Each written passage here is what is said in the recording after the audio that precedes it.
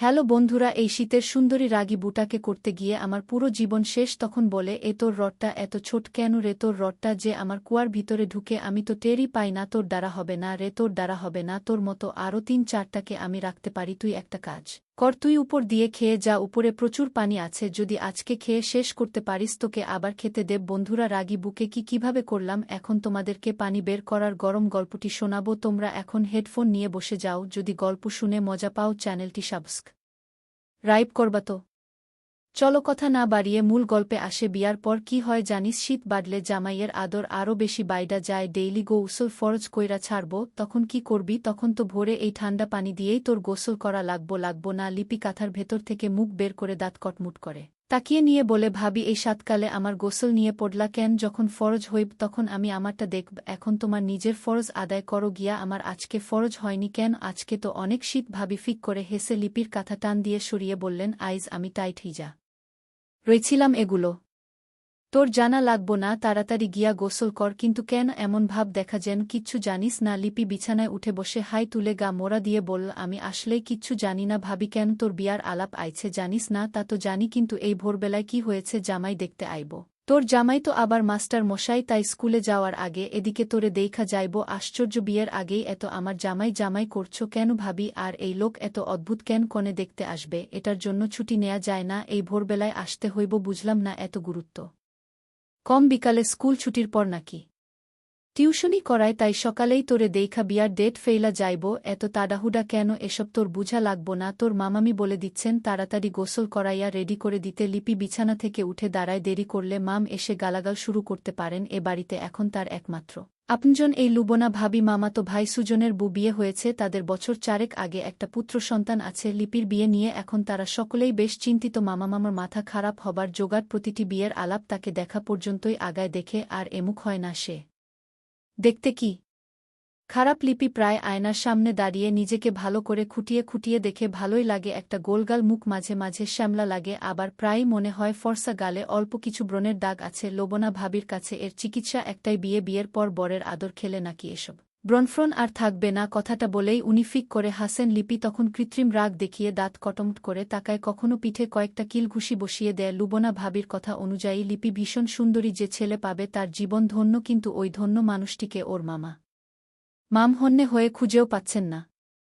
বহু আলাপ আনা হয়, তাকে দেখে ফেলে চলে যায়। ডিভোর্সি মায়ের নানা বাড়িতে বড় হওয়া মেয়ে, এমন জীবন বৃত্তান্ত বিয়ের জন্য মোটেও শুকর নয়। এছাড়াও আরেকটা সমস্যা আছে লিপির, ওর ডান পা জন্মগত একটু বাঁকা। এ বিষয়ে লিপি স্কুলে এক স্যারের থেকে জেনেছিল, এটাকে বলে ক্লাব ফুট। পায়ের পাতা গোড়ালির অস্থিসন্ধির হাড়ের অবস্থাগত তারতম্যের জন্য ভেতরের দিকে ভাঁজ হয়ে থাকে, যার কারণে পা খেলার স্টিকের মতো দেখায়। তাই এর নামকরণ হয়েছে ক্লাব ফুট। হাঁটলে খুবই বিশ্রী লাগে, কিন্তু লিপির এই সমস্যা এতটাও তীব্র নয়। গোড়ালিও এত বাঁকা না বা যথাও করে না, কেবল হাঁটার সময় দেখতে ভীষণ বিশ্রী লাগে। লিপি উঠে রান্নাঘরে গিয়ে বাঁশে বাঁধা বোতল থেকে বা হাতের তালুতে দাঁত মাজার ছাই নিয়ে লুবনা সাবান আর বালতি সহ সবকিছু নিয়ে এসে বল, মাস্টার মশাইকে আড়াল থাইকা অগ্রিম ধন্যবাদ। লিপি দাঁতে আঙ্গুল চালানো থামিয়ে ভ্রুকুচকে বল, কেন? আরে আজকে শনিবার না?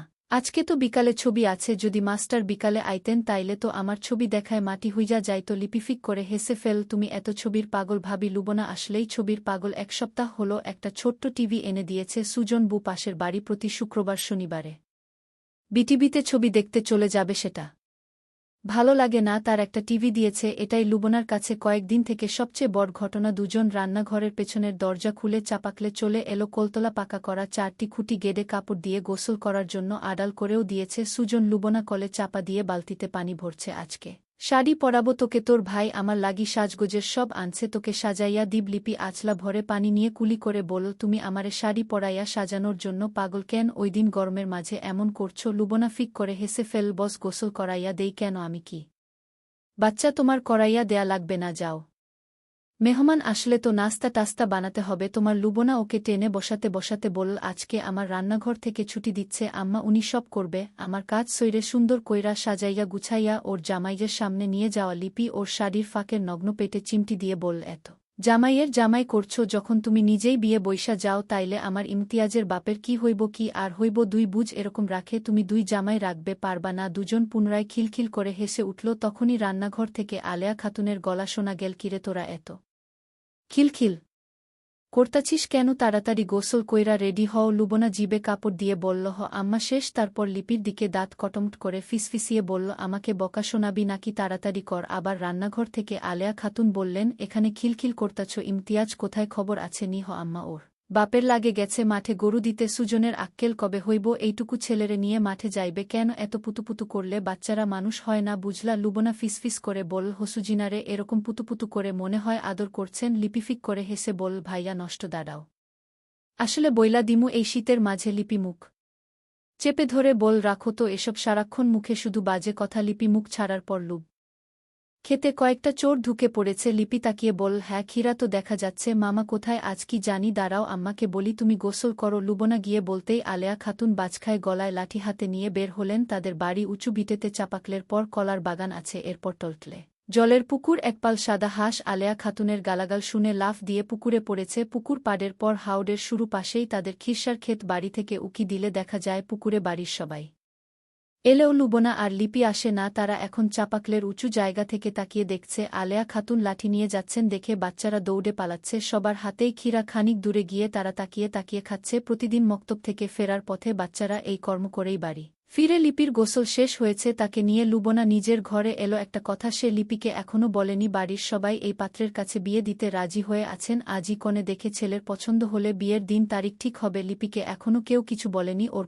পছন্দনীয় চিন্তা করাই অবান্তর। ওর নিজের দুর্বল জীবন বৃত্তান্ত আর পায়ের সমস্যায় এই অধিকার হরণকারী লুবনা জানে, পছন্দের বাছাই করতে হলেও মোটামুটি যোগ্যতা লাগে। যাকে বিয়ে দিতে বাড়ির সবার দম বেরিয়ে যাচ্ছে, তার আলাদা মতামত লাগে না। তবুও লুবনার ভেতরে কেমন খুঁতখুত করছে। যুবতী একটা মেয়ে এরকম জেনে বুঝে এই জায়গায় বিয়ে হবে, কি হবে এরপর? ওর মায়ের মতোই কপাল, নয় তো আচ্ছা সে কি লিপিকে বলে দেখবে? তাকে তো বলতে কেউ বলেনি। পরে যদি আবার বাড়ির সকলের বকা খায়। প্রতিদিনের মতো আজ ও অফিস থেকে ফেরার পথে 2টা তাজা গোলাপ কিনে বাসায় যেয়ে অনেকবার কলিং বেল চেপে ও দেখি মাইশা দরজা খুলে না। সারাদিন অফিস করে ক্লান্ত শরীরে দরজার সামনে দাঁড়িয়ে থাকার যেন কোনো শক্তি দেহে নাই। কিছুক্ষণ পর ডাকাডাকি শুরু করলাম। এদিকে মাইশার ফোনে অনেকবার কল দিলাম কিন্তু রিসিভ করে না। মাইশার ফোনের রিংটোনের আওয়াজ আমি শুনতে পাচ্ছি, কিন্তু মাইশা তো এমন কখনোই করে না। এই সন্ধ্যায় তো কখনো ঘুমায় না। বেশ চিন্তায় পড়ে গেলাম। আমার বাসা নিচতলায়, তাই ঘুরে বেলকুনির সামনে গিয়ে দেখি দরজা অর্ধেক খোলা। মাইশাকে দেখা যায় কিনা তাই আমি দরজার ফাঁক দিয়ে তাকাতাকি করছি। কিছুক্ষণ তাকাতাকি করার পর হঠাৎ ফ্লোরে চোখ আটকে যায় আমার। মাইশার চুল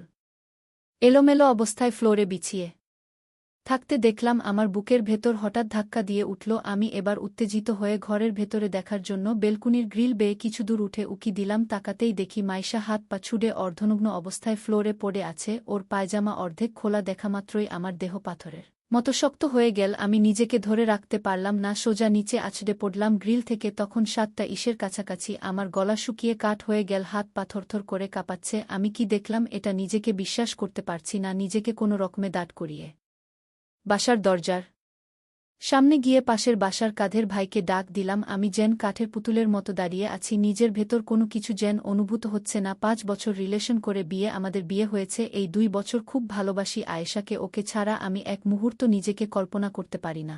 আমার ডাকাডাকি শুনে কাদের ভাই তাড়াতাড়ি দরজা খুললেন। আমি উনাকে যে বিশ্বাসটা বলবো, কিন্তু গলা দিয়ে কোনো শব্দ বের হচ্ছিল না। শুধু এতটুকুই বলতে পারলাম, ভাই এখনই দরজা ভাঙতে হবে। কাদের ভাই 2 ভ্রুর মাঝে চিন্তার রেখা ফুটিয়ে তুলে আতঙ্কের স্বরে বললেন, কেন স্বপ্নিল ভাই, কি হয়েছে? আমি কান্না মাখা কণ্ঠে, আমার মাইশা ভাই, আমার মাইশা ফ্লোরে পড়ে আছে। কাদের ভাই চোখ বড় করে আমার দিকে তাকিয়ে বললেন, বলেন কি ভাই, কি হয়েছে ভাবির? এই বলে কাদের ভাই উনার শুদ্ধিত দেহের সমস্ত শক্তি দিয়ে দরজায় লাথি মারলেন। আমি ও উনার সাথে তাল মিলিয়ে কয়েকলা বিথি দিতেই দরজার ছিটকিনি ছাড়িয়ে দরজা খুলে গেল। দরজা খুলতে যে দেরি, আমি মুহূর্তেই বেডরুমে ঢুকেই থমকে দাঁড়ালাম। অনুভূতিহীন একটা জড় পদার্থের মতো দাঁড়িয়ে আছি আমি।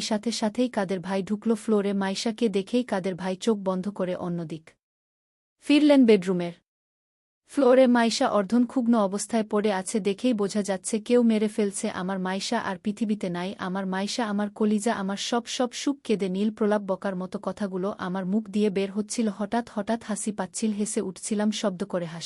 হাসতে ডুকরে কে উঠে প্রায় ঝাঁপিয়ে পড়লাম মাইশার উপর। কাদের ভাই পেছন থেকে বললেন, শান্ত হন স্বপ্নিল ভাই, এখন হাত দিয়েন না, ভাবির গায়ে পরে সমস্যা হতে পারে। আমি কোনো কথা শুনলাম না। মাইশার মাথাটা আমার বুকে শক্ত করে ধরলাম। হাহাকার দিয়ে কেঁদে উঠলাম। আমার যেন দম ফুরিয়ে আসতেছে ধীরে ধীরে। চোখে ঝাপসা দেখতে লাগলাম। আমার জ্ঞান ফিরলে তাকিয়ে দেখি বেশ সাজানো একটা ঘরে আমি অস্পষ্ট কান্নার আওয়াজ শুনতে পাচ্ছি। দেখলাম আমি শুয়ে আছি কাদের ভাইয়ের বেডরুমে। আমি সেখান থেকে কাদের ভাই এর বাসার মেইন দরজা খুলতেই দেখি বহু মানুষ। আমি লোকজন ঠেলে ভেতরে যেয়েই দেখি আমার শাশুড়ি মা শব্দ করে কান্না করছেন। পরক্ষণেই একটা ঘুষি এসে